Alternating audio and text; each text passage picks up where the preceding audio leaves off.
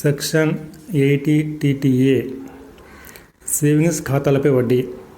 ఈ సెక్షన్ క్రింద తగ్గింపు అనేది విడి వ్యక్తులకు, అంటే 60 సంవత్సరాల కంటే తక్కువ వయసున్న విడి వ్యక్తులకు మరియు అవిభక్త హిందూ కుటుంబ సభ్యులకు ఈ తగ్గింపు లభిస్తుంది.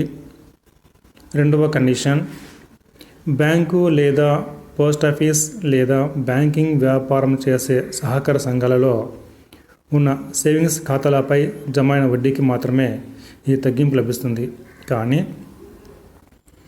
రికరింగ్ డిపాజిట్లపై వడ్డీ, ఫిక్స్డ్ డిపాజిట్లపై వడ్డీ మరియు కార్పొరేట్ బాండ్లపై వడ్డీ మొదలైన వాటికి ఈ సెక్షన్ ప్రకారం తగ్గింపు లభించదు. అంటే ఈ సెక్షన్ ప్రకారం తగ్గింపు లభించాలంటే 2 కండిషన్స్ సాటిస్ఫై చేయాల్సి ఉంటుంది. ఒకటి, ఆ అసెస్సీకి 60 సంవత్సరాల కంటే తక్కువ వయసు ఉండాలి. రెండవది, సేవింగ్స్ అకౌంట్లో జమ అయిన వడ్డీకి మాత్రమే తగ్గింపు లభిస్తుంది. ఈ 2 కండిషన్స్ సాటిస్ఫై అయితే సెక్షన్ 80 టీటీఏ ప్రకారము ఎంత తగ్గింపు లభిస్తుంది అనేది చూద్దాం. ఖాతాలో జమ అయిన వడ్డీ లేదా 10,000 రూపాయలు, ఈ రెండింటిలో ఏది తక్కువ ఉంటే ఆ మొత్తానికి తగ్గింపు లభిస్తుంది. లెక్క చేసేటప్పుడు మొదట ఖాతాలో జమ అయిన వడ్డీ మొత్తాన్ని స్థూల మొత్తం ఆదాయంలో కలిపి చూపించాల్సి ఉంటుంది. తదుపరి స్థూల మొత్తం ఆదాయం నుండి తగ్గింపులు అండర్ సెక్షన్ 80 ప్రకారము తీసివేసేటప్పుడు 80 టీటీఏ ప్రకారము ఖాతాలో జమ అయిన వడ్డీ లేదా 10,000 రూపాయలు, ఆ రెండింటిలో ఏ తక్కువ ఉంటే ఆ మొత్తాన్ని తీసివేయాలి. తదుపరి సెక్షన్ 80 టీటీబీ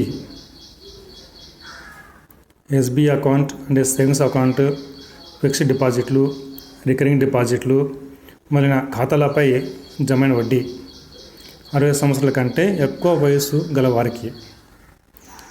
ఈ సెక్షన్ అంటే 80 టీటీబీ ప్రకారము తగ్గింపు అనేది విడి వ్యక్తులకు, అంటే 60 సంవత్సరాల కంటే ఎక్కువ వయసు ఉన్న విడి వ్యక్తులకు మరియు అవిభక్త హిందూ కుటుంబ సభ్యులకు లభిస్తుంది. రెండో కండిషన్, బ్యాంకు లేదా పోస్ట్ ఆఫీస్ లేదా బ్యాంకింగ్ వ్యాపారం చేసే సహకార సంఘాలలో ఉన్న సేవింగ్స్ ఖాతాలపై జమ అయిన వడ్డీకి తగ్గింపు లభిస్తుంది. అదేవిధంగా రికరింగ్ డిపాజిట్లపై వడ్డీ, ఫిక్స్డ్ డిపాజిట్లపై వడ్డీ, కార్పొరేట్ బాండ్లపై వడ్డీ మొదలైన వాటికి కూడా ఈ సెక్షన్ ప్రకారం తగ్గింపు లభిస్తుంది. సో ఇక్కడ ఈ 3 పాయింట్లను, 3 విషయాలను గుర్తుపెట్టుకోవాలి. ఒకటి, 60 సంవత్సరాల కంటే ఎక్కువ వయసు ఉన్న విడి వ్యక్తులకు మరియు పోస్ట్ ఆఫీస్, బ్యాంకు లేదా బ్యాంకింగ్ వ్యాపారం చేసే సహకార సంఘాలలో ఉన్న సేవింగ్స్ అకౌంట్లపై ఉన్న వడ్డీకి, మరియు మూడో పాయింట్లో చెప్పిన విధంగా రికరింగ్ డిపాజిట్లు, ఫిక్స్డ్ డిపాజిట్లు, కార్పొరేట్ బాండ్లు ఈ మొదలైన వాటిపై జమైన వడ్డీ కూడా తగ్గింపు లభిస్తుంది.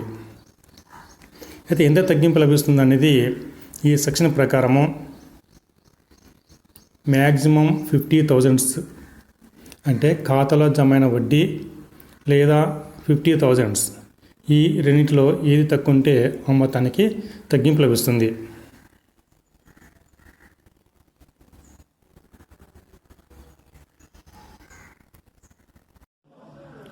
ఒక లెక్క తీసుకొని సెక్షన్ 80 టీటీఏ మరియు సెక్షన్ 80 టీటీబీ ఎలా వర్తిస్తుందో చూద్దాం. వ్యాపారం నుండి ఆదాయము 4 లక్షలు, SBI state bank of India బ్యాంకులో గల సేవింగ్స్ ఖాతాలో జమ అయిన వడ్డీ 8,000, ఆంధ్ర బ్యాంకులో గల సేవింగ్స్ ఖాతాలో జమ అయిన వడ్డీ 12,000, రికరింగ్ డిపాజిట్లపై వడ్డీ 12,000, ఫిక్స్డ్ డిపాజిట్లపై వడ్డీ 28,000. ఈ వివరాలను ఆధారంగా చేసుకొని స్థూల మొత్తం ఆదాయము మరియు మొత్తం ఆదాయము ఎలా లెక్కించాలో చూద్దాం. అసెస్సీ కనుక 60 సంవత్సరాల కంటే తక్కువ వయసు ఉన్నప్పుడు ఈ సెక్షన్స్ ఎలా వర్తిస్తాయో చూద్దాం. మొదట వ్యాపారం నుండి ఆదాయము 4 లక్షలు, తర్వాత ఈ వడ్డీలన్నీ కూడా కలపవలసి ఉంటుంది. స్టేట్ బ్యాంక్ సేవింగ్స్ ఖాతాలో జమైన వడ్డీ, అలాగే ఆంధ్ర బ్యాంకు రికరింగ్ డిపాజిట్లు, ఫిక్స్డ్ డిపాజిట్లు మొత్తం వడ్డీని కూడా ఇక్కడ చూపించాల్సి ఉంటుంది. సో వ్యాపారం ఆదాయము ఇవన్నీ కూడా వడ్డీలు, సేవింగ్స్ ఖాతా, రికరింగ్ డిపాజిట్లు మరియు ఫిక్స్డ్ డిపాజిట్లు పైన జమైన వడ్డీ. సో మొత్తం కలిపితే 4,60,000. సో స్థూల మొత్తం ఆదాయము 4,60,000. అసెస్సీకి 60 సంవత్సరాల కంటే తక్కువ వయసు కలదు అని మనం ఊహించి లెక్క చేస్తున్నాం. కాబట్టి మరి 60 సంవత్సరాల కంటే తక్కువ వయసు ఉన్నప్పుడు సెక్షన్ 80 టీటీ వర్తిస్తుందా, 80 టీటీబీ వర్తిస్తుందా చూద్దాం. అసెస్సీ కనుక 60 సంవత్సరాల కంటే తక్కువ వయసు ఉన్నప్పుడు సెక్షన్ 80 టీటీఏ మాత్రం వర్తిస్తుంది. అంటే ఆ సెక్షన్ ప్రకారము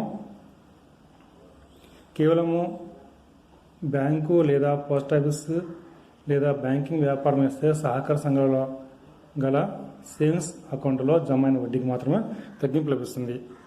సో దాని ప్రకారం తీసుకుంటే కనుక ఎస్బీఐ అకౌంట్లో 8,000, ఆంధ్ర బ్యాంకులో 12,000, మొత్తం 20,000.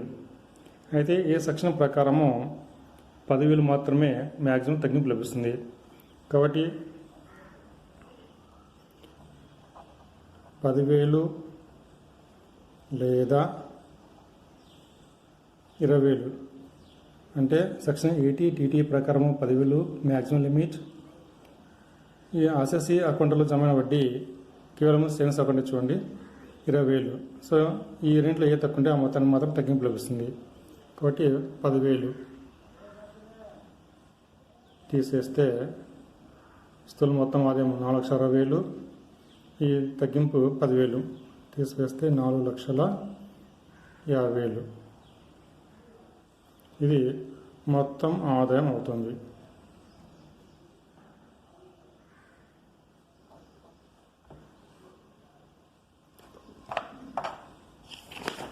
ఒకవేళ అసెస్సీ కనుక 60 సంవత్సరాల కంటే ఎక్కువ వయసు ఉన్నప్పుడు ఇదే లెక్కను ఎలా చేయాలో చూద్దాం. సేమ్ అదే లెక్కనే తీసుకుంటున్నాము. బట్ అసెస్సీకి 60 సంవత్సరాల కంటే ఎక్కువ వయసు ఉందని ఊహిస్తున్నాం. సో అసెస్సీకి ఈ 2 సెక్షన్లో ఏదో ఒక సెక్షన్ మాత్రం వర్తిస్తుంది. 80 టీటీఏ ఆర్ టీటీబీ ఆ రెండింటిలో ఏదో ఒక సెక్షన్ మాత్రం వర్తిస్తుంది, 2 వర్తించవు. సో ఇక్కడ 60 సంవత్సరాల కంటే ఎక్కువ వయసు ఉందని ఊహిస్తున్నాం కాబట్టి అప్పుడు కూడా ఈ మొత్తం డీటెయిల్స్ అన్ని రాసుకోవాల్సిందే. స్థూల మొత్తం ఆదాయం 4,60,000. తగ్గింపులు ఎలా ఉంటాయో చూద్దాం. సెక్షన్ 80 టీటీబీ ప్రకారము అన్ని రకాల వడ్డీలు అంటే సేవింగ్స్ ఖాతా వడ్డీ, ఫిక్స్డ్ డిపాజిట్లపై వడ్డీ, రికరింగ్ డిపాజిట్ల వడ్డీ అన్నీ కూడా కలపవలసి ఉంటుంది. సో మొత్తం కలిపితే 60,000 వస్తుంది. సో ఖాతాలు జమైన వడ్డీ 60,000. కానీ ఈ సెక్షన్ ప్రకారము మ్యాక్సిమం లిమిట్ 50,000 మాత్రమే, 50,000. కాబట్టి 50,000 లేదా 60,000 ఈ రెండులో ఏ తక్కువ ఉంటే ఆ మొత్తానికి తగ్గింపు లభిస్తుంది.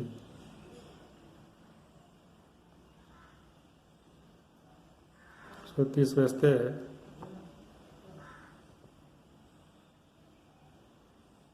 4,60,000 అందులో నుంచి 50 తీసేస్తే 4,10,000. మొత్తం ఆదాయము 4,10,000.